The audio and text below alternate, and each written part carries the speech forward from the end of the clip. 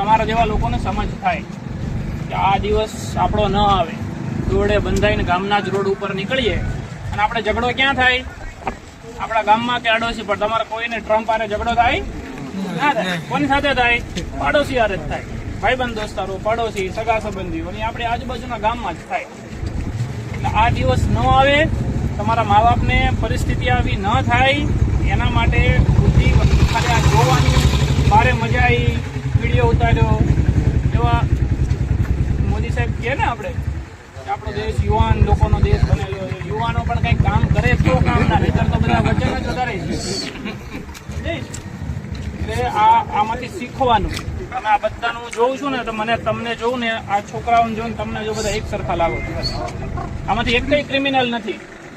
આ જે 10 છોકરાઓ છે એમાંથી એક કઈ કોઈ એવો મોટો ક્રિમિનલ નથી. આ બધાનો લગભગ પહેલો ગુનો છે, બરાબર?